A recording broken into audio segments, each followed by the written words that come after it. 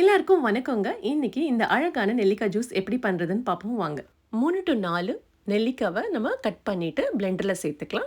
இந்த பெரிய நெல்லிக்காய்ல நெறைய ஹெல்த் பெனிஃபிட்ஸ் இருக்கு. முடி வளர்றதுக்கு, ஸ்கின்னுக்கு, நியூட்ரியன்ட்ஸ், ஆன்டி ஆக்ஸிடென்ட்ஸ்னு நெறைய ஹெல்த் பெனிஃபிட்ஸ் இருக்கு. அதனால நீங்க இத எடுத்துக்கிட்டா ரொம்பவே நல்லது.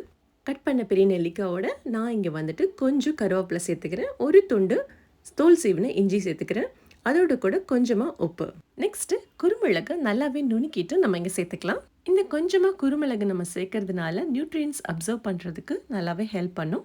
உங்களுக்கு இங்க சீரகமும் சேர்க்கணும்னு விருப்பம் இருந்தால் சேர்த்துக்கலாம். நான் இங்க சேர்க்கல. இப்போ நல்லா நுணுக்கின குறுமிளகை நம்ம இப்போ இந்த பிளெண்டரில் சேர்த்துக்கிட்டோம். தேவையான அளவு தண்ணி நம்ம ஊற்றிட்டு 1 கப்லேருந்து 1.5 கப் தண்ணி நம்ம இங்கே சேர்த்துக்கலாம். சேர்த்துட்டு நல்லாவே பிளெண்ட் பண்ணிவிட்டு நல்லா அந்த ஜூஸை நல்லா பிழிஞ்சு எக்ஸ்ட்ராக்ட் பண்ணி நான் இங்கே எடுத்துக்கிட்டேன். இப்போ எக்ஸ்ட்ராக்ட் பண்ண ஜூஸை வந்துட்டு ஒரு கிளாஸில் நம்ம வந்துட்டு ஊற்றிக்கலாம். இந்த ஆம்லா ஜூஸ் டைஜஷனுக்கும் ரொம்பவே ஹெல்ப்ஃபுல்லுங்க.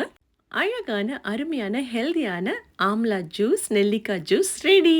தேங்க்ஸ் ஃபார் வாட்சிங் my channel. Me and my heartful cooking. மனசார சமையல் செஞ்சாலே சமையல் சுவையாக இருக்கும். அப்படி சப்ஸ்கிரைப் பண்ணிக்கோங்க. மீண்டும் சந்திப்போம்.